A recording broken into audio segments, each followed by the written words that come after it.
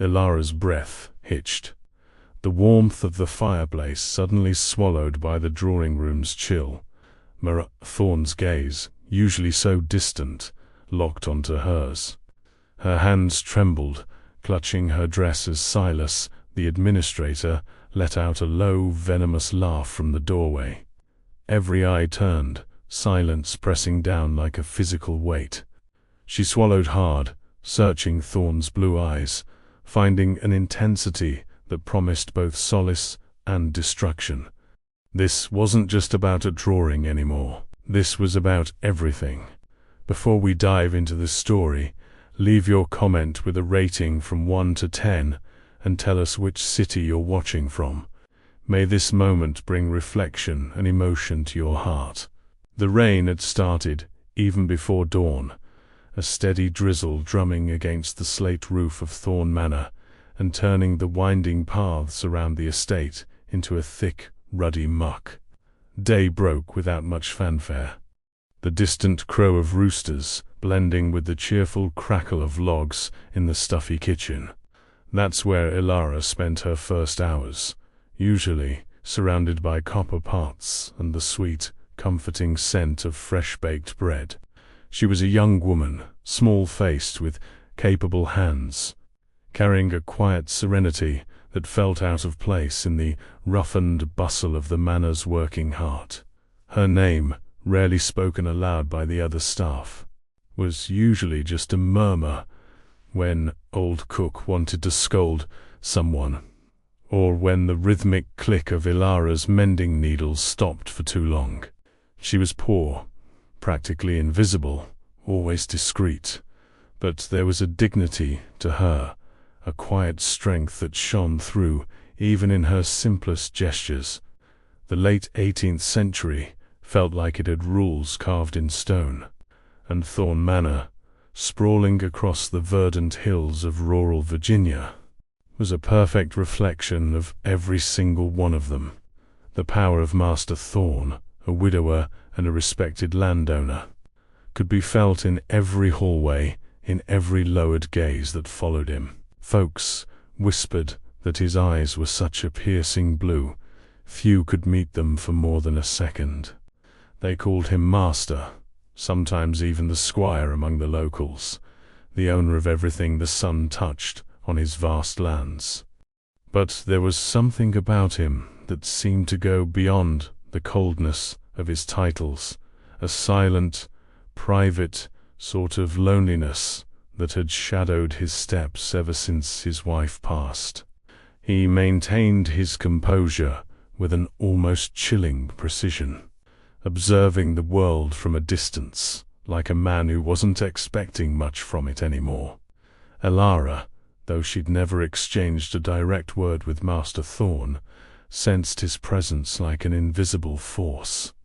She felt him in the creak of the grand staircase when he passed, in the fleeting reflection of his strides cast on the window panes, in the way the whole house seemed to hold its breath a little as he drew near. Still, there were moments when she'd catch a glimpse of him, not the man of power, but the widower who walked alone at dusk through the sprawling fields, his gaze lost on the horizon line, just watching the day fade. The destiny of those like Ilara, the humble, was to remain in the shadows. She knew this, and she accepted it with the resignation she'd learnt since childhood. Yet, deep inside her, something insisted on stirring, a secret talent for drawing, a quiet love for writing, a sensitivity that found no space amidst the linens and brooms she tended to daily. At night, when everyone else was asleep, she would scratch out letters and figures on a scrap of paper hidden beneath her thin mattress. She did it in silence, without any hope of ever being read, just to prove to herself that she existed, that there was more to her than just scrubbing floors and peeling potatoes. Master Thorn, meanwhile, was facing days of mounting tension. The administration of the estate had become a quiet battleground between him and Silas, his longest-serving administrator. Silas was a proud man with a hard demeanor, driven by the vanity of having been the family's right-hand man since Thorn's father's time. This man, the unspoken antagonist of the story, saw any shift in routine as a threat, and dismissed with contempt anything he didn't understand, including the presence of that quiet young woman who, for no clear reason, seemed to be stirring an unusual interest in his employer. It all started with something small, almost insignificant. Master Thorn, during one of his routine inspections of the service quarters, found a forgotten piece of paper lying on a kitchen table, tucked beneath an overturned bowl. On it, lines drawn with charcoal showed a surprisingly delicate portrait of one of the other maids, Martha, caught mid-laughter. The fineness of the strokes genuinely surprised him, and he'd asked a rare question directed at the staff in the kitchen who had drawn it. The silence that followed had been thick and uncomfortable. The women exchanged nervous glances, a few even giggled softly, and then one of them, Martha herself, in a tone that mixed fear with a hint of mischief, revealed Ilara's name. Master Thorn simply folded the paper and tucked it into his waistcoat pocket without another word. The room had held its breath, wondering what it meant. From that moment on, small changes began to unfold, almost imperceptibly at first. The master began to frequent the kitchen more often, ostensibly to observe its organization or to inquire about the day's provisions. Ilara, uneasy, felt his presence like a rising tide, and would try to hide her eyes, to make herself smaller, less noticeable. At first, she truly believed he was observing her with disapproval, like someone investigating an unforgivable boldness.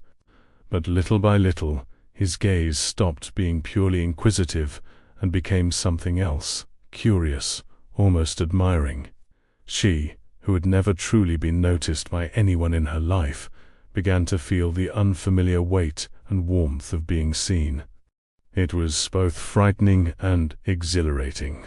Silas, ever watchful of these subtle shifts, saw them as an undeniable threat. For a man whose authority stemmed from long-standing custom and the fear he inspired, his employer's attention suddenly turning to a mere kitchen helper represented an intolerable disruption to the established order. He began to sow subtle comments among the other servants, insidious whispers that spread quickly through the manor. The tension became palpable. The other maids would laugh at Ilara when she passed, calling her the favored one or the master's pet, and their giggles, always hidden behind hands, began to sting her more deeply than any direct insult. Meanwhile, Master Thorn wrestled with himself. Deep down he resisted the very idea that he could care, that this young woman could stir anything within him. The haunting memory of his deceased wife and the heavy weight of social conventions kept him contained, kept him distant. But his fascination with Ilara's simple honesty, her hidden talent, grew like a slow, inevitable fire. Each time he saw her drawings, now sometimes left in odd, inconspicuous corners of the house, almost as if she were leaving them for him to find, he recognized something vital there, something he desperately lacked, the raw truth of small, beautiful things, the untouched purity of someone who had never pretended to be more than she was. Thorn Manor, once so seemingly immutable, began to vibrate with this silent tension. The stable hands and field workers observed. The local women who came to market gossiped endlessly, and Silas, the administrator, saw in every one of Ilara's quiet gestures an offense to the rigid hierarchy he upheld. It was he who first tried to remove her from the main house, alleging incompetence in her new, lighter duties. But Master Thorn, to everyone's surprise, swiftly put a stop to it, ordering that she remain in the manor to assist with tasks that would keep her close. That single command ignited a fresh wave of rumors, spreading through the estate like wildfire. As the weeks passed, Elara herself began to change, subtly but surely. She no longer bowed her head quite so low, no longer averted her eyes with such hurried urgency. There was no arrogance in her movements, only a new, quiet awareness of herself, a self-possession she hadn't known before. Still, she felt constantly surrounded by watchful eyes that weighed heavily on her. At night, the distant sound of the wind rattling the windows brought with it an unsettling premonition. Something was moving around her. Something unseen. Something that could, at any moment, destroy the fragile peace. The little bit of dignity she had managed to gather. The following days brought a rapid succession of events that threatened to unravel everything. First, a mysterious letter, with no return address, appeared on Master Thorn's desk. Its contents were unknown, but his brow furrowed deeper after reading it. Then, a muffled discussion, sharp and hushed, broke out between Silas and the estate's foreman just outside the kitchen. Elara, catching snippets of angry words about disrupting the order and insubordination, felt a cold dread creep into her stomach. And finally, a sudden, unexpected party was announced, a lavish affair to celebrate a minor alliance between Thorn and a neighboring estate owner. She was, against her own quiet will, obliged to attend, serving among the other staff. That evening, surrounded by the clinking of glasses, the forced laughter, and the dazzling, unforgiving glow of candlelight, Elara again felt the crushing weight of ridicule, the same shame that had shadowed her since the whispers began. But there was something different that night, the unyielding gaze of Master Thorn, which did not waver, even as the disapproving stares of every guest, every servant, every person in the grand ballroom seemed to converge on her small, vulnerable figure. From that moment on, the plot thickened, and the fragile lines between simple respect and profound, unspoken feeling began to blur beyond recognition. Her presence, once dismissed as invisible, now stirred more than just whispers. It provoked reactions, altered routines, and shifted the very atmosphere of the magnificent house. Master Thorn, once the absolute master of his own stoic silence, began to be questioned, even by his own peers, by those he considered friends. Elara, caught between profound fear and a burgeoning courage, now faced an impossible choice: to accept the unspoken protection that he seemed to offer, or to retreat into her old obscurity, hoping to preserve what little peace she had left. The tensions swelled like the distant rumbling of a thunderclap that never quite breaks. Silas, sensing his long-held authority slipping away, began to prepare a final move. Something that could redefine not only Elara's precarious position, but also Master Thorn's own image and standing in society. The destiny of both the powerful landowner and the quiet kitchen helper now hinged on the silent strength Elara had harbored since the very first moment she dared to draw, that same unyielding spirit that, even when humiliated, had never allowed the quiet sparkle in her eyes to truly fade. Within the cold, imposing walls of Thorn Manor, where the scent of beeswax and polished wood mingled with the constant sigh of the Virginia wind, a story was unfolding, a drama that would decide if courage could, at last, truly challenge the unbreakable customs of a rigid world. The narrative pressed forward like a dammed river, building its force. Only time would tell if this woman, once invisible, could sustain the immense weight of being seen, and the profound price that choice would demand from the man who had dared to truly look at her. What do you think will happen next?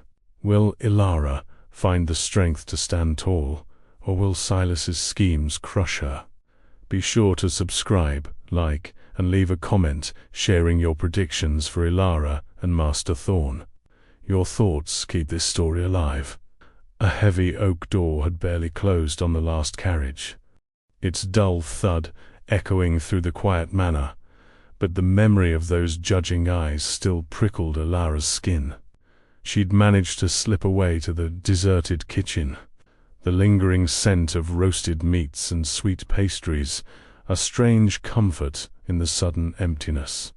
Her hands, still trembling slightly, tried to stack plates, but her mind kept replaying the scene, the dazzling lights, the hushed whispers, and Master Thorn's gaze, unblinking, unwavering, as if daring the entire room to challenge his silent affirmation. It wasn't a look of love, not in the way she understood it from the few stories she'd ever heard, but rather one of profound, almost stubborn recognition. It was as if he'd seen her, truly seen her, not just as a servant, but as something more, and that more was terrifying. She leaned against the rough kitchen table, the cool wood a grounding sensation against her cheek. This new reality, this constant awareness of being observed, felt like a tight corsetry binding her spirit. Before, she had been a ghost in the corners, her worth measured by the cleanliness of a floor or the crispness of a linen. Now she was a puzzle piece, out of place, jostling the entire picture of Thorn Manor. The master's attention, initially a curious spark, had become a consuming fire, drawing every eye in the house, especially Silas's. Silas. The name left a bitter taste. She'd caught snippets of his conversation with Martha earlier that evening, right before the guests began arriving. He hadn't noticed Ilara tucked away behind a pantry door, polishing silver. "She's nothing but trouble, that girl," he'd muttered, his voice low and tight, filling the master's head with nonsense. "He's losing his grip, losing his place. She'll bring ruin to this house, mark my words."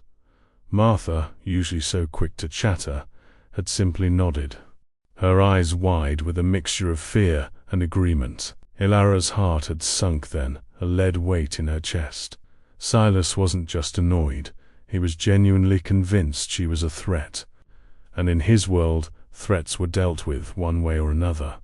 The following morning, a crisp autumn chill had replaced the lingering humidity of the previous night's rain. Ilara found herself summoned to Master Thorn's study, a room she'd only ever glimpsed from the hallway. A place of weighty tomes and hushed authority. Her stomach fluttered with a nervous energy that was almost painful. She smoothed down her plain, sensible dress, wishing she had something, anything more presentable. Stepping inside, the scent of aged leather and pipe tobacco hung in the air, a stark contrast to the familiar smells of flour and wood smoke from the kitchen. Master Thorn stood by the grand fireplace, a map of the estate spread across a small table beside him. He turned as she entered, his piercing blue eyes holding hers for a beat longer than protocol allowed. "Ilara," he said, his voice deeper and softer than she expected in this formal setting. "Thank you for coming." He gestured to a sturdy wooden chair, surprisingly inviting. She remained standing, a silent acknowledgement of her place. "Please," he insisted gently, his eyes crinkling at the corners. Hesitantly she sat, perched on the edge, her hands clasped tightly in her lap. "I've been thinking," he began, walking slowly towards his desk, picking up a rolled parchment, "about your talents." He unrolled the paper, and Ilara recognized it immediately, the charcoal portrait of Martha, the one he'd found weeks ago. A blush crept up her neck. "These lines," he murmured, tracing a finger along the delicate curve of Martha's smile, "they capture a spirit, A life. It's a gift, Ilara. He looked up, his gaze direct, and gifts should not be hidden. Ilara didn't know how to respond. Her throat felt tight. Sir, I only do it in my own time. It's not meant for anything. He chuckled, a low, rumbling sound that surprised her. Perhaps not, but perhaps it could be. This manor, he swept a hand around the grand room. It holds history, beauty, but also a certain starkness. My late wife, Eleanor, she had a vision for this place. To truly capture its essence, its people. He paused, a flicker of sadness passing through his eyes. She used to commission artists, but none ever quite understood the heart of Thorn Manor. They painted grand landscapes, stiff portraits. But you, he nodded at the drawing, you see beyond the surface. Ilara's mind raced. What was he proposing? Her heart pounded. This was more than just being seen. This was an invitation, a terrifying, exhilarating invitation into a world she never imagined. I have a proposal, Master Thorn continued, observing her carefully. I require a new record, a visual history of the estate, its daily life. Not grand, formal paintings, but something truthful, intimate. The workers in the fields, the cooks in the kitchen, the changing seasons on the land. Small sketches, perhaps. Nothing could take you away from your duties, of course, he added quickly, sensing her hesitation. But instead of tending the linens, you could observe and draw. He gestured to a small table near a window. I can provide you with proper charcoal, good paper, and in return your duties would shift. Less heavy labor, more focused attention on the house, arranging flowers, managing the smaller parlors, assisting with inventory. Tasks that keep you closer to observation. Ilara stared at him, her mouth slightly agape. This was a monumental change, a pivot from a life of anonymous drudgery to one with purpose, with recognition. It was everything she had secretly yearned for, but also everything that would draw Silas's ire like a magnet. Sir, she managed, her voice barely a whisper, I don't know if I am capable. Nonsense, he said, a firm but gentle note in his tone. Your work speaks for itself, and I will not have talent wasted, not under my roof. He walked towards her, placing the rolled drawing back on his desk. Consider it, Ilara. This isn't a whim, it's something I believe in. And it is my decision to make in this house. The last part felt aimed not just at her, but at the unseen forces, at Silas, at the whispers. She left his study feeling as if she were floating, her feet barely touching the ground.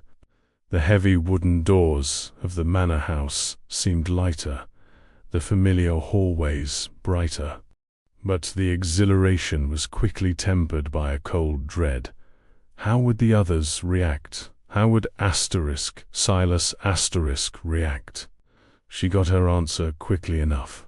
The shift in her duties, though framed as practical, was immediately apparent. Less time in the scullery, more time in the main parlors, arranging vases of chrysanthemums, dusting ornate tables, overseeing the polishing of silverware. And in her hands, carefully wrapped in a linen cloth, was a small, leather-bound sketchbook and a collection of fine charcoal sticks. Master Thorn had had them brought to her room by a young footman, with strict instructions for her to use them when inspiration struck. The first few days were a blur of new tasks and furtive glances. The other maids, especially Martha, gave her wide berth. Their smiles were strained, their chatter hushed when she was near. Ilara knew what they were thinking, what Silas had no doubt fueled. She was the pet, the favored one, elevated beyond her station. She tried to make herself small again, to blend, but the new tasks and the small, heavy sketchbook in her apron pocket made it impossible. Silas, however, did not wait long to make his move. He had cornered her in the west corridor, where she was arranging a vase of late-season roses. His shadow fell over her, cold and menacing. "So the master has found a new plaything," he sneered, his voice barely audible but sharp as a shard of ice. "An artist are we now, from peeling potatoes to painting portraits?" Elara kept her gaze fixed on the roses, her fingers still. "I am simply carrying out the master's orders, more." "Silas, orders are they?" He chuckled, a dry, humorless sound. "Or is it something else, something less respectable?" "The master is a lonely man, Elara, and lonely men make regrettable choices. Choices that reflect poorly on this house, on his late wife's memory." His words hung in the air, heavy with unspoken accusation. He was hinting at impropriety, staining her quiet dignity with the dirt of gossip. "I assure you, sir, my intentions are only to serve the master and this house with diligence," Elara replied, her voice steady, despite the tremor in her heart. Silas stepped closer, his face inches from hers. "Diligence or ambition? Do you truly believe you belong amongst these walls, amongst fine things? You are a kitchen maid, girl. Remember your place. This diversion will not last. The master will grow tired, and when he does, you will find yourself back where you belong, or worse." He let the threat hang, then turned abruptly, his heavy footsteps retreating down the corridor, leaving Elara shaking amongst the sweet-scented roses. The confrontation left her raw, but it also solidified something within her. This wasn't just about her art anymore. It was about her survival, her dignity. Master Thorn had offered her a sliver of possibility, and Silas was intent on crushing it. She felt a surge of defiance. She would not let him. Over the next few weeks, Elara poured herself into her new duties, but more importantly, into her art. She sketched in the early mornings, capturing the cook kneading dough by the dim light of the fireplace, the stable hands leading horses out to pasture in the mist. She sketched in the late afternoons, drawing the grand sweeping lines of the manor's architecture, the way the setting sun cast long shadows across the drawing-room floor. The sketchbook became her confidant, her silent rebellion. Master Thorn noticed. He would often pass by, ostensibly on his way to inspect some part of the house, and would pause, his eyes lingering on her, sometimes even catching a glimpse of her quick charcoal strokes. He never asked to see the drawings directly, but his approving nod, his slight, almost imperceptible smile, spoke volumes. He even began leaving small, leather-bound books on the tables where she worked, art books filled with landscapes and portraits, as if encouraging her, guiding her. It was a silent conversation, a bond forming in the quiet spaces of the house, unspoken yet profound. This subtle patronage did not go unnoticed by the staff, or more importantly by Silas. He began to escalate his campaign, not with direct threats, but with insidious, undermining acts. Tools Elara needed for her household tasks would go missing.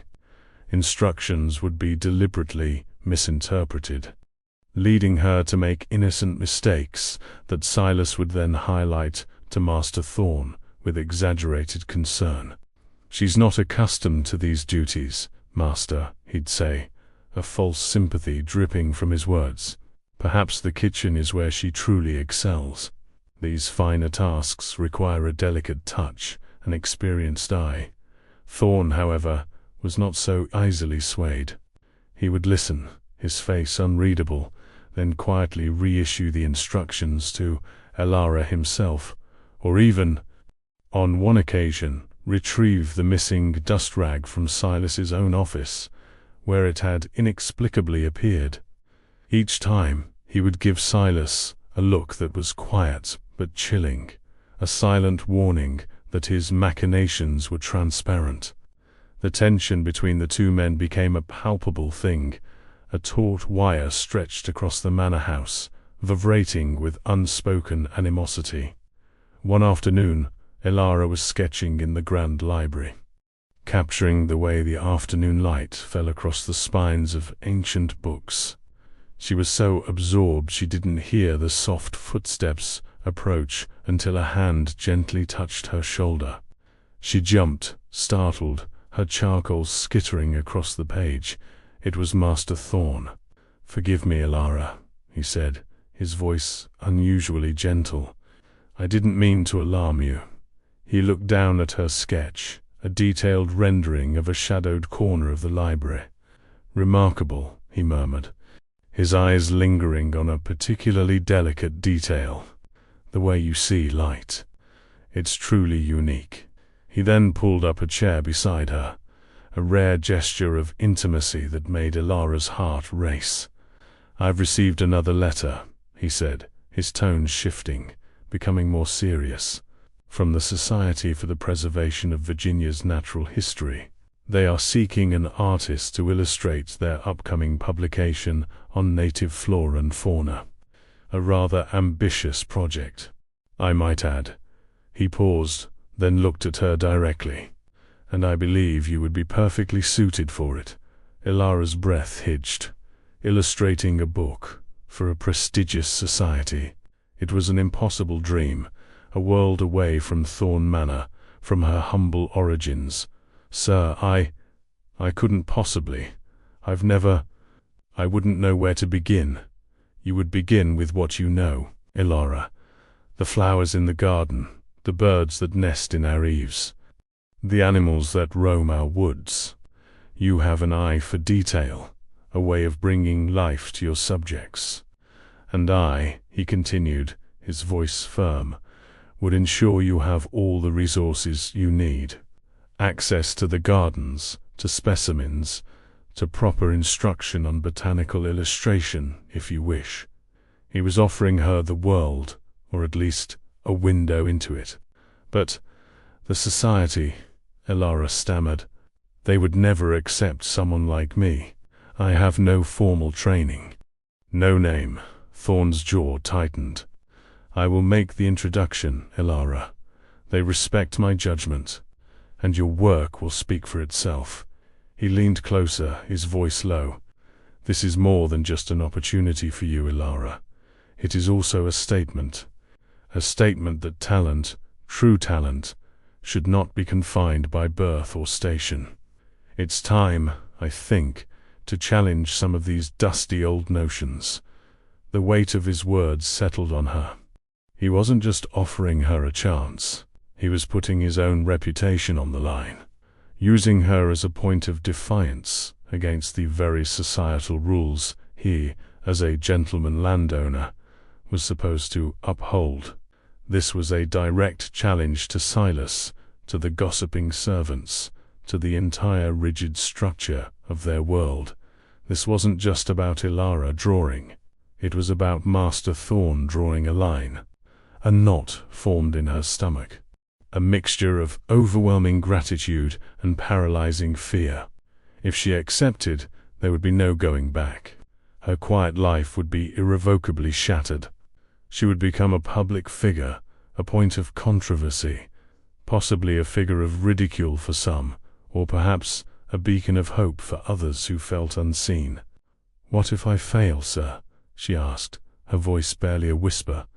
He smiled, a rare, genuine smile that softened his severe features. "Then you will have tried, Elara. And that in itself is a victory." He rose, signaling the end of their conversation. "Think on it. I require your answer by week's end." Elara spent the next few days in a daze, torn between the dizzying prospect of this opportunity and the very real dangers it posed. She knew Silas would be incandescent with rage if she accepted, The manor felt charged with an unspoken expectation, as if everyone was holding their breath, waiting for her decision. The other maids, seeing the unusual frequency of Master Thorne's visits to the library, and the serious nature of their whispered conversations, looked at her with a new, complex mix of awe and resentment. Silas, too, had noticed the shift. He was more watchful than ever, his movements predatory, his eyes constantly on Elara. He understood that something significant was afoot. He tried to glean information, questioning the footman, the stable hands, anyone who might have overheard. But Master Thorne had been careful, and Elara, for once, had kept her silence. One evening, as Elara walked from the kitchen to her small room, a chilling thought struck her. The mysterious letter Master Thorne had received, the one that had furrowed his brow. Could it have been from this society? And if so, how had Silas known to spread his rumors about her incompetence, his veiled warnings, right after the party? It felt too precise, too calculated. A cold dread seeped into her bones. Silas wasn't just reacting, he was anticipating, perhaps even manipulating. The following morning, a new urgency propelled Elara. She had to make a decision, and it had to be her decision, not one born of fear. She found Master Thorne in the gardens, inspecting a new planting of rose bushes. The air was crisp, the scent of damp earth invigorating. "Sir," she began, her voice clearer, steadier than she expected, "I have considered your proposal." He turned, his blue eyes intense, searching her face. "And I accept," she said, the words feeling weighty and liberating all at once. "I would be honored to attempt to illustrate for the society. I will do my very best." A slow smile spread across Master Thorne's face. "Excellent, Elara. Excellent. I had hoped you would. We shall begin preparations immediately." He sounded genuinely pleased, almost excited. But their moment of quiet triumph was cut short. A shadow fell over them. Silas emerged from behind a row of tall hedges, his face a mask of barely contained fury. He must have seen them, seen their exchange. He walked towards them, his steps heavy, purposeful. "Master Thorne," Silas began, his voice tight with false pleasantries, "I was just coming to find you. There are matters concerning the accounts, and some concerning the propriety of certain arrangements within the household." His eyes flicked to Elara, cold and accusing. "It seems rumors are already circulating, quite damaging ones, I might add, regarding your recent patronage." Elara felt a sudden chill, a sense of foreboding. He knew, or he suspected enough to launch a direct attack. Master Thorne's smile vanished, his expression hardening. He turned to face Silas fully, his posture regal, unyielding. "And what precisely, Silas, are these rumors you speak of? And what arrangements concern you so deeply?" His voice was low, dangerous. Silas, emboldened, took a step closer, confident in his perceived authority over the social order. "Simply that it is highly unusual, Master, for a young woman of Elara's humble background to be afforded such liberties, such opportunities. It raises questions, Master, questions about your judgment, and indeed about the integrity of this house. People are talking. They say you're compromising yourself and the memory of your late wife for a mere servant's fleeting amusement." He delivered the words like poisoned darts, each one designed to strike at Thorne's most vulnerable points: his reputation, his family honor, his grief. Elara gasped softly, stepping back, horrified. To imply such a thing, to question Thorne's integrity with such venom, it was a bold, reckless move. Her heart pounded, a frantic drum in her chest. She saw the furious glint in Thorn's eyes, the tightening of his jaw. This wasn't just a battle for her place. It was a battle for his honor, and Silas had just drawn the line in the sand. "Silas," Master Thorn said, his voice now a mere whisper, but a whisper that carried the weight of steel, "you overstep your bounds, severely. Do I—" "Master?"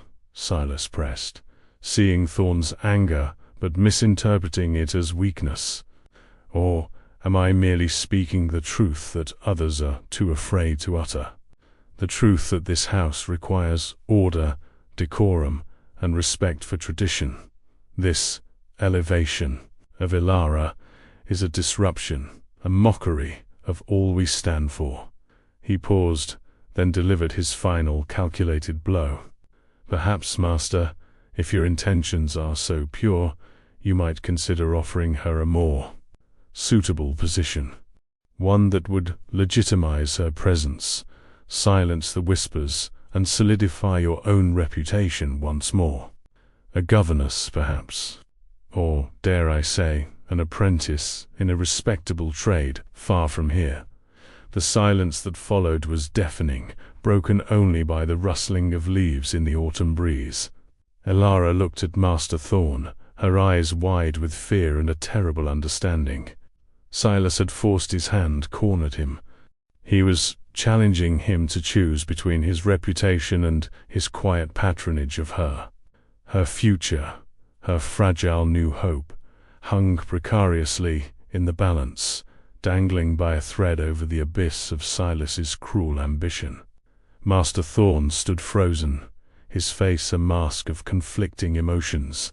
His blue eyes, usually so sharp and commanding, now held a whirlwind of anger, pain, and a profound, aching sadness. He had offered Ilara a path, a chance to bloom, and Silas was attempting to rip it all apart, to expose both of them to ridicule and ruin. Ilara watched him, her own breath held tight in her chest. She knew this was the moment, the true turning point. Would he retract his offer? Would he sacrifice her to preserve his image, to silence the venomous gossip Silas was so eager to spread? The weight of their gazes, Silas's challenging, Thorn's conflicted, Ilara's pleading, converged in that still, chilly garden. A silent battle for dignity and a nascent dream. The decision would define them all. What will Master Thorn do now that Silas has publicly challenged his honor and Ilara's reputation? Will he give in to the pressure, or will he stand firm against the tide of gossip and tradition? Share your thoughts in the comments below, and don't forget to like this chapter and subscribe to follow Ilara's extraordinary journey. Master Thorn stood frozen, his face a mask of conflicting emotions. His blue eyes, usually so sharp and commanding, now held a whirlwind of anger, pain, and a profound, aching sadness. He had offered Ilara a path, a chance to bloom, and Silas was attempting to rip it all apart, to expose both of them to ridicule and ruin. Ilara watched him, her own breath held tight in her chest. She knew this was the moment, the true turning point. Would he retract his offer? Would he sacrifice her to preserve his image, to silence the venomous gossip Silas was so eager to spread?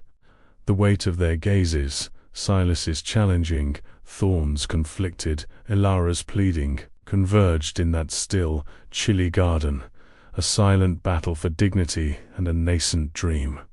The decision would define them all. Master Thorn didn't respond immediately. The silence stretched, thick and heavy, broken only by the distant caw of a crow. Ilara could feel the tension radiating from him, a raw, powerful energy.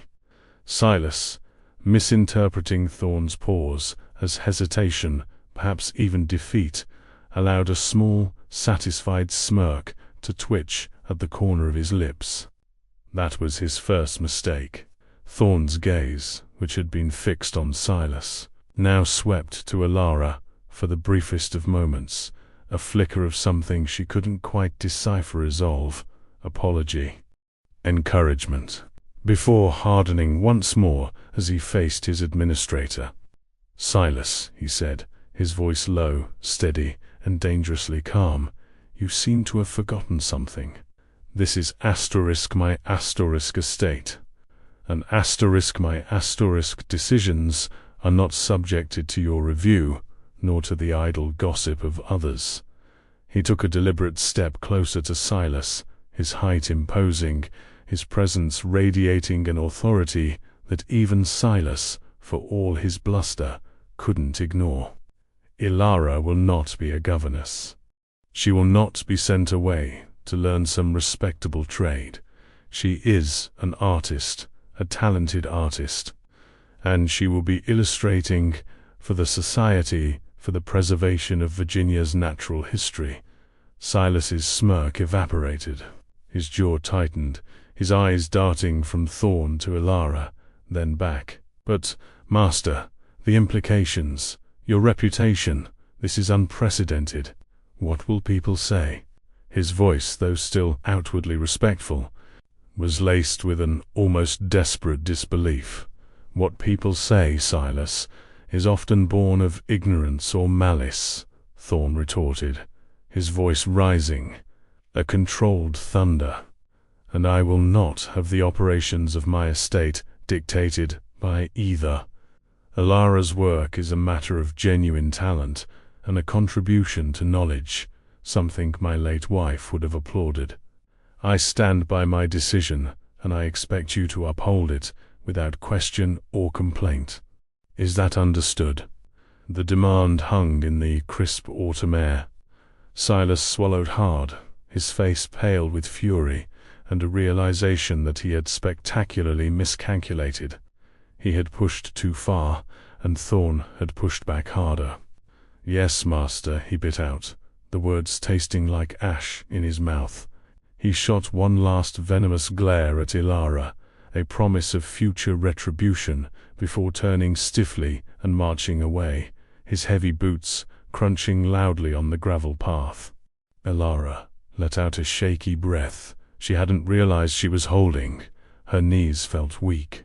She looked at Master Thorn, who now seemed to sag slightly, the tension visibly draining from his shoulders. "Sir," she began, her voice still trembling, You didn't have to. I could have." He turned to her, a weary but determined look in his eyes. "No, Ilara, you couldn't have. This wasn't just about you. It was about principle, about daring to see value where others refused to look." He ran a hand through his hair, a rare sign of his own internal struggle. "This will not be easy, for either of us. Silas will not cease his efforts. But you have my word. I will protect this opportunity for you." He paused, then offered a small, reassuring smile. "Now let's talk about those rose bushes. You'll need to sketch them before the first frost truly settles in." And just like that, conversation shifted, moving from the dramatic confrontation to the practicalities of her new venture. But Ilara knew. She knew this was more than just drawing flowers. This was a war, quietly waged in the elegant halls of Thorn Manor, and she, the once invisible maid, was now at its heart. The news of Master Thorn's public defense of Ilara, and her new role as the estate's resident artist for the prestigious society, spread through the manor like wildfire. The other servants, once simply gossipy, now seemed genuinely stunned, their awe mixed with a healthy dose of fear for what it meant for them all. Martha, Ilara's closest acquaintance among the maids, approached her later that day, her eyes wide. "Ilara, is it true? You'll be drawing for a book like the ones in the master's library?" Ilara, now armed with her new sketchbook and a set of professional drawing pencils Master Thorn had procured from Richmond, simply nodded, a quiet pride blooming in her chest. "Yes, Martha. Master Thorn believes I can do it. Martha clapped her hands together, then quickly covered her mouth, remembering where they were. "Oh, Ilara, that's incredible. But Silas, he's furious. He looks like a thundercloud." "I know," Ilara admitted, the memory of Silas's face still fresh. "But Master Thorn has stood by me." "He surely has," Martha agreed, her voice dropping to a conspiratorial whisper. "But be careful, Ilara. Silas, he doesn't forget. And he doesn't forgive easily." Ilara took Martha's warning to heart. She knew Silas was a formidable adversary, but Master Thorn's unwavering support had given her a courage she hadn't known she possessed. She began her new duties with a quiet determination. Her days were now a blend of lighter household tasks, arranging intricate floral displays, overseeing the weekly cleaning of the less-used parlors, managing the inventory of fine china, more importantly, dedicating hours to her botanical sketches. Master Thorn was true to his word. He gave her free rein of the gardens, even arranging for her to visit a smaller, nearby botanical collection on a neighboring estate known for its rare orchids and ferns. He also connected her with a retired botanist living in the nearby town, an eccentric but kind old man named Dr.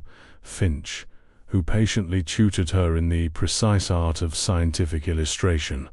Dr. Finch, with his spectacles perched on his nose and his fingers stained with ink, was delighted by Ilara's natural talent and her eager mind. "You have a gift, young lady," he declared, peering at one of her intricate drawings of a flowering dogwood. "A true artist's eye, combined with a scientist's precision. A rare combination." Indeed, under Dr. Finch's guidance, Ilara's skills blossomed. She learnt to use watercolors to depict texture and shade with astonishing accuracy. Her sketchbook filled with delicate renderings of wildflowers, insects, and the various trees and shrubs native to Virginia. Master Thorn would often check in, his presence a quiet, encouraging force.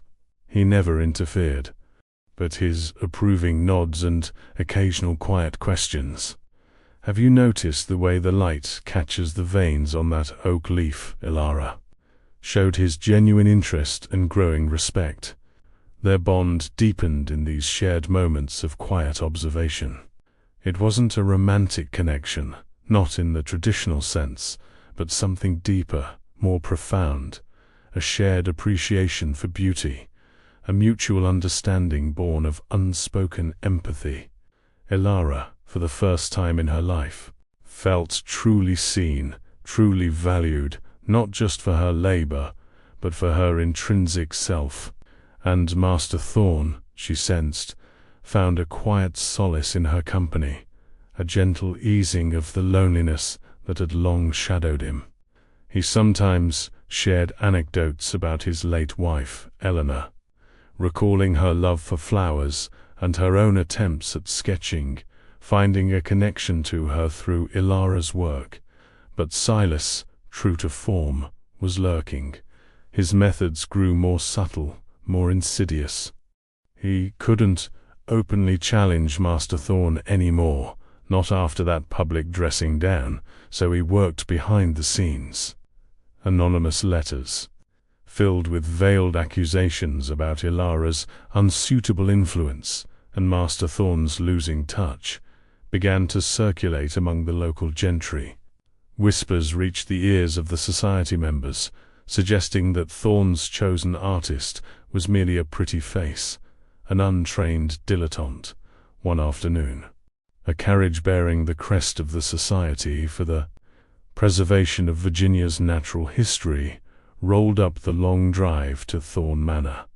Two distinguished gentlemen, Mr. Abernathy and Mr. Caldwell, stepped out, their expressions stiff and formal. They had come to assess Ilara's progress, to see if the rumors were true. Ilara's heart pounded against her ribs. This was it. Master Thorn met them with his usual dignified composure. But Ilara could sense the underlying tension.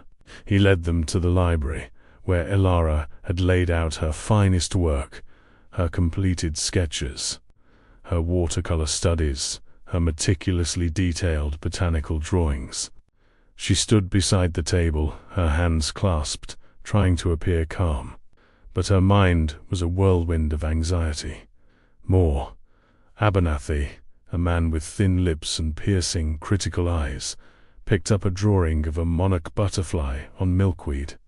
He scrutinized it through his spectacles, then exchanged a brief, significant glance with Ma Caldwell. "Master Thorne," he said, his voice dry, "these drawings are certainly detailed. Remarkable even for someone without formal training." The compliment felt backhanded, laced with suspicion. "Ilara has been tutored by Dr. Finch," Thorne interjected smoothly, anticipating the unspoken criticism. "And her talent, as you can plainly see, is prodigious." Mr. Caldwell, a slightly kinder-looking man, cleared his throat. "Indeed, we have received some concerns, however, regarding the unconventional nature of this arrangement, Master Thorne. The Society is an institution of considerable standing. Our publications must reflect a certain pedigree." "Pedigree, Mr. Caldwell," Thorne replied, his voice firm, "should be judged by the quality of the work, not by the station of the artist's birth, I assure you. Ilara's dedication and skill are beyond reproach." As they continued to examine her work, Ilara noticed Ma Abernathy lingering over her most recent and complex drawing, a detailed study of a rare native orchid, painstakingly rendered in watercolor. It was her proudest piece, a culmination of weeks of patient work. He held it up, his expression unreadable, then placed it back on the table, face down. The inspection continued for another tense half-hour, filled with polite but probing questions about Ilara's process, her understanding of botany, her sources. She answered them as best she could, drawing on Dr. Finch's teachings and her own keen observations. Finally, the gentleman thanked Master Thorne and prepared to depart, still non-committal about the project. As they were making their farewells at the front door, Ilara's heart sank. She felt as though she had failed, that Silas's whispers had poisoned the well.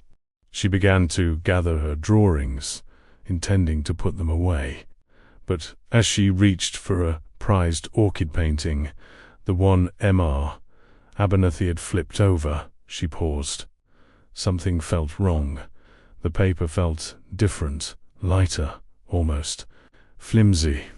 With a sudden jolt of dread, she turned it over. Her breath hitched, a choked gasp escaping her lips. It wasn't her drawing. The intricate orchid, the delicate hues, the fine details she had spent weeks perfecting, they were gone. In its place was a crude, childlike sketch of a distorted figure, barely recognizable as an orchid, with clumsy, amateurish strokes and smudged colors. It looked like a child's clumsy attempt, hastily drawn and utterly, shamefully inadequate. A cold wave of shock washed over her. This was sabotage, deliberate, cruel, and timed to perfection. Silas, it had to be Silas. But how? And when? Just as Master Thorne was escorting the gentlemen to their carriage, Ilara let out a small, involuntary cry, a sound of utter despair. "No, it's gone." Thorne turned sharply, his eyes immediately finding Ilara's horrified face, then darting to the drawing she clutched. His composure, usually unshakable, fractured. More. Abernathy and Mr. Caldwell, their backs already to the manor, paused and turned back, their eyebrows raised in silent question. The crude drawing, now visible in Ilara's trembling hands, told its own damning story. "Ilara, what is this?" Thorn's voice was strained, a tight whisper of disbelief and dawning fury. Tears welled in Ilara's eyes, hot and stinging. "It's not mine, Master Thorn, my orchid drawing. It was here, just moments ago. This is a fake. Someone switched it." Her voice cracked, desperate to explain, to salvage her shattered hope. More. Abernathy, always skeptical, stepped forward, his eyes narrowed. "A fake. Miss Ilara.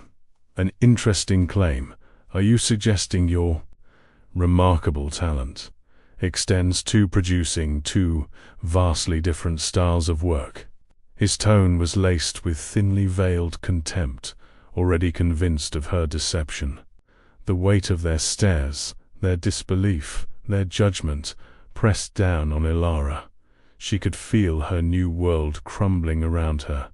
Silas's trap had sprung, devastatingly effective. Thorn looked from Ilara to the crude drawing, then to the unyielding faces of the society members, his own expression a storm of conflicting emotions. He knew Ilara wouldn't lie, but the evidence was damning, perfectly placed to discredit her and humiliate him. The silence was agonizing, pregnant with the death of a dream. Master Thorn, his gaze sweeping from the crude drawing to Ilara's tear-streaked face, knew this was a moment of reckoning. Silas's insidious hand was clear, but the precise execution remained a mystery. He had to act, and quickly, or Ilara's burgeoning career, and his own reputation, would be irrevocably tarnished. Abernathy and Mr. Caldwell exchanged a look of smug satisfaction, already writing off the project. Thorn took a deep, steadying breath. He wouldn't let Silas win this easily. He wouldn't let Ilara's dream be crushed by such a cruel trick. What will Master Thorn do to expose Silas's sabotage and save Ilara's reputation? Will Ilara be able to prove her innocence, or is her extraordinary journey already at an end? Don't miss the dramatic conclusion. Like this chapter, share your predictions for what happens next in the comments below, and subscribe for the final thrilling chapter of Ilara's story. Master Thorn, his gaze sweeping from the crude drawing to Ilara's tear-streaked face, knew this was a moment of reckoning. Silas's insidious hand was clear, but the precise execution remained a mystery. He had to act, and quickly, or Ilara's burgeoning career and his own reputation would be irrevocably tarnished. Abernathy and Mr. Caldwell exchanged a look of smug satisfaction, already writing off the project. Thorn took a deep, steadying breath. He wouldn't let Silas win this easily. He wouldn't let Ilara's dream be crushed by such a cruel trick. "Gentlemen, a moment, please." Master Thorn's voice, though calm, held an edge of steel that cut through the strained silence. He stepped forward, taking the crude drawing gently from Ilara's trembling fingers. "I assure you this aberration is not Ilara's work. There has been a deplorable act of sabotage here, clearly intended to discredit her and by extension myself." His eyes, now blazing with a cold fury, flickered towards the library doors, as if expecting Silas to appear and confess. Abernathy scoffed, crossing his arms. "Sabotage, Master Thorn.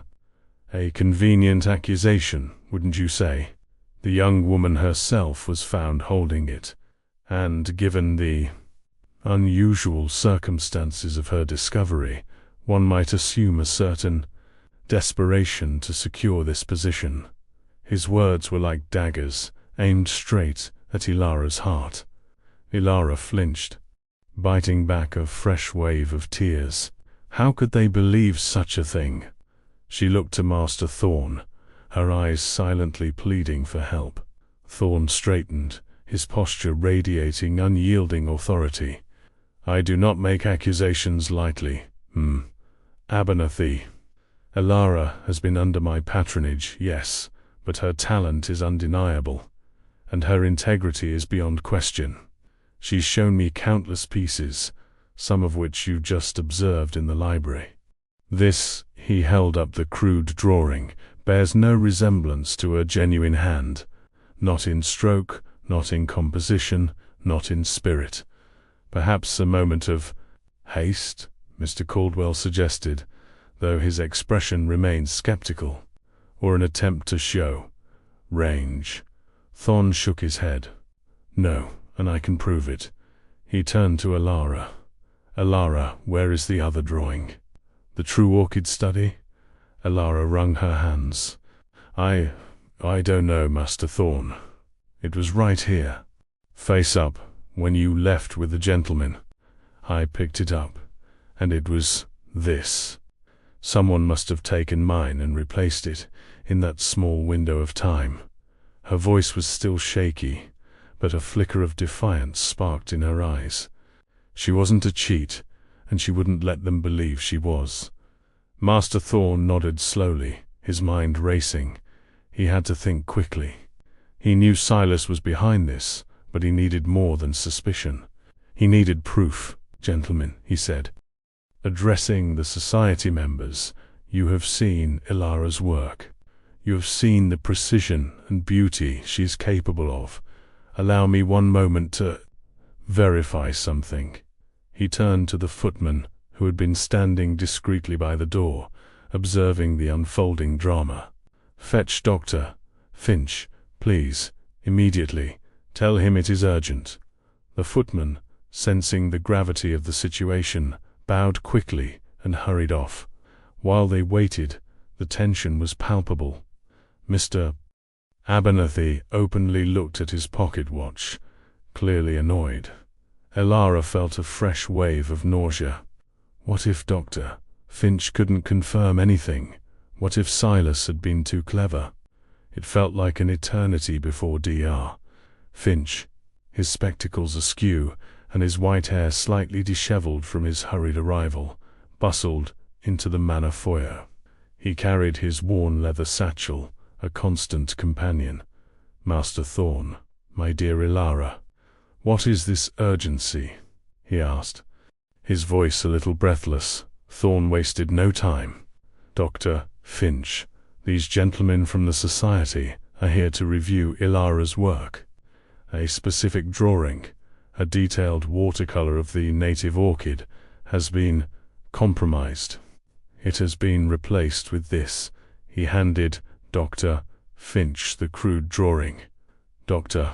Finch peered at it, his brows furrowing. "My word, what is this monstrosity? This is certainly not Ilara's work. Not in 1,000 years. This looks like something a 5-year-old might do." He looked at Ilara, his kind eyes filled with concern. "What happened, child?" "It was switched, Dr.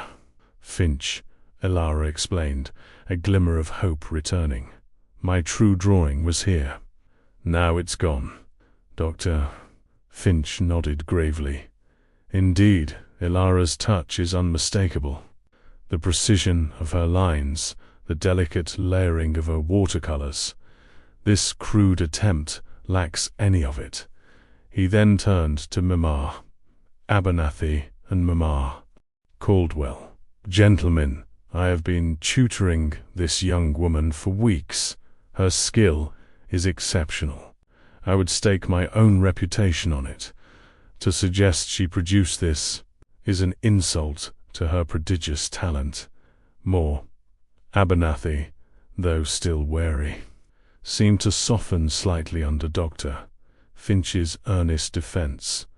Dr. Finch's reputation as a respected botanist was not to be trifled with. "We appreciate your testimony, Dr.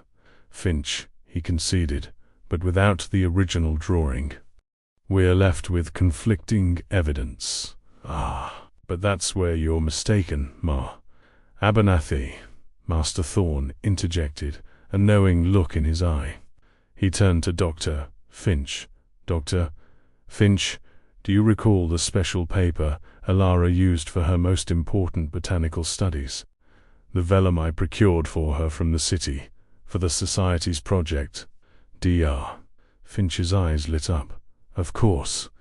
A fine hand-pressed vellum with a distinct watermark, a small, stylized thorn emblem in honor of Thorn Manor. I instructed Elara to use it only for her finest work, as it was quite expensive and rare. Thorn then reached over and took the crude drawing from Dr. Finch, holding it up. Now examine this piece, gentlemen. You will find no such watermark. He angled it towards the light, showing the blank, ordinary paper. And now, he said, his voice ringing with certainty, allow me to retrieve the true drawing, for I believe I know precisely where it is. He turned and strode purposefully towards Silas's office, in the room where the administrator spent most of his time. Elara, Dr. Finch, and the 2 society members followed, a tense procession. The footman, who had just returned, quickly opened the door for Master Thorn. Silas was at his desk, pretending to be engrossed in ledgers, but his head snapped up as they entered. His face, usually so composed, paled visibly at the sight of the group, especially Master Thorn's determined expression and the society members. Master Thorn, gentlemen, to what do I owe this unexpected visit? He asked, his voice strained. Thorn ignored the question, his eyes scanning the cluttered desk. Then he saw it, a single rolled parchment, tucked almost carelessly beneath a stack of invoices, slightly askew. It was clearly her vellum paper. Silas, Thorn said, his voice dangerously low, what is this? He picked up the rolled parchment. Silas's eyes widened, a flash of panic crossing his features. That, oh master, that's just old papers I was clearing out. Nothing important, I assure you. He reached out a hand, as if to snatch it back, but Thorn held it out of reach. Thorn slowly unrolled the parchment. And there, in all its exquisite detail, was Elara's watercolor of the native orchid.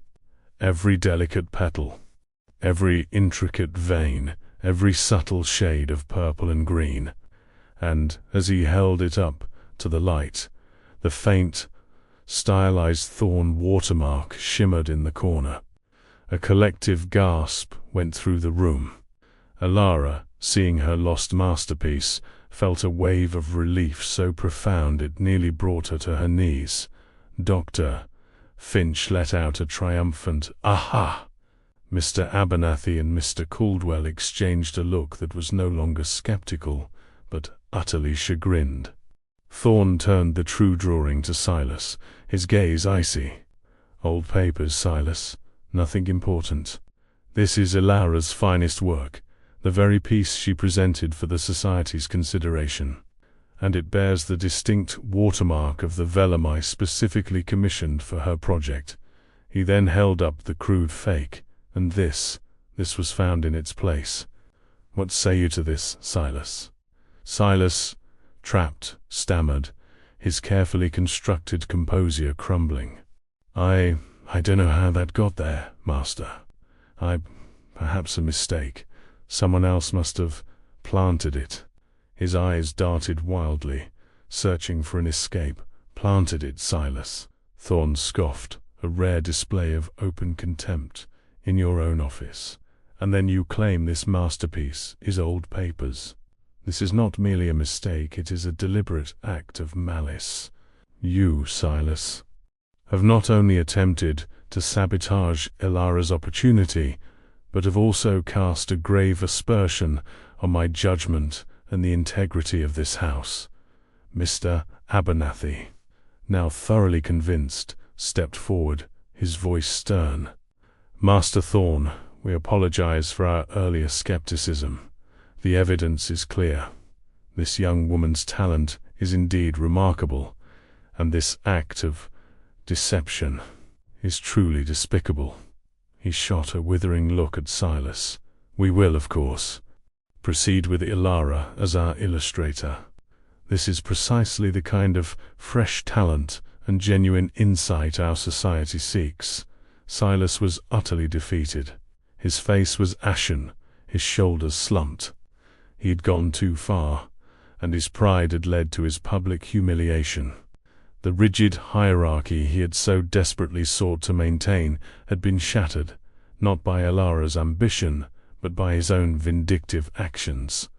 "Silas," Master Thorn said, his voice quiet but devastatingly final, "your services to Thorn Manor are no longer required.